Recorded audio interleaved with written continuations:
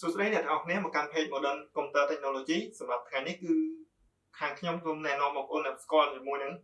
ប្រភេទឈុត gaming ដែលយើងយកទៅប្រើជាមួយនឹងការ design កាត់តវីដេអូកាត់តរូបភាពឬក៏បងប្អូនអាចយកទៅការប្រើការក្នុងការលេង game ឬក៏ការងារផ្សេងៗដែលតម្រូវការបងប្អូនចង់បាន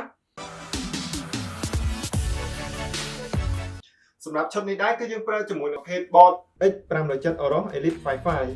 សម្រាប់ CPU គឺយើងប្រើ CPU Ryzen 9 5900H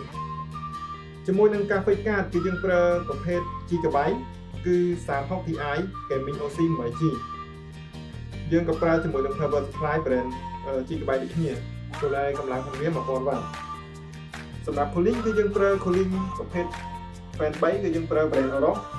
តែនៃកូដរបស់វាគឺ360ជាមួយនេះដែរគឺយើងប្រើ RAM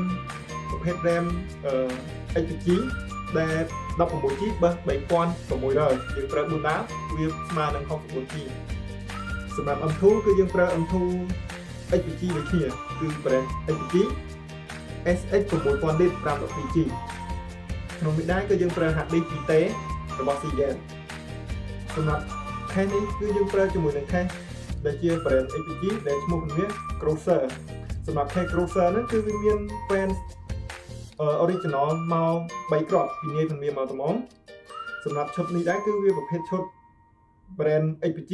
បូកជាមួយនឹង brand GB Aorus កុំឲ្យខាតពេលយើងចូលទៅមើលការបៀម៉ាស៊ីនទាំងអស់គ្នាចាប់ដើម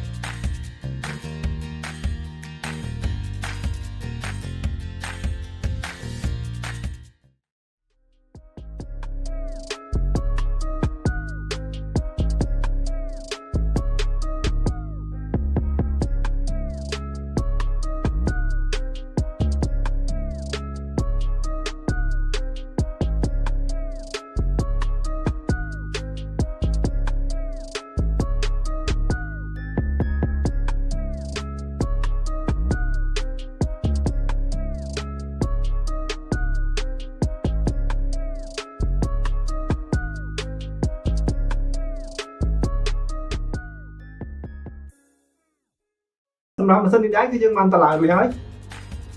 ម៉ាស៊ីននេះគឺយើងអាចយកទៅប្រើជាមួយនឹងការកាត់តវីដេអូឬក៏រូបភាពជាមួយនឹងការគូសប្លង់ឬក៏បងប្អូនអាចយកទៅលេងហ្គេមជាមួយហ្គេមខ្នាតធំខ្នាតតូចគឺបានគ្រប់ហ្គេមបើសិនជាបងប្អូនត្រូវការ build ម៉ាស៊ីនគ្រប់ខ្នាតគ្រប់សេរីគឺអាចមក build នៅ Modern Computer Technology សម្រាប់អាស័យដ្ឋានគឺខ្ញុំនឹងដាក់នៅលើវីដេអូនេះផ្ទាល់ជាចុងក្រោយក៏សូមអរគុណអ្នកទាំងអស់គ្នាដែលបានតាមដានវីដេអូតាំងពីដើមដល់ចប់អរគុណ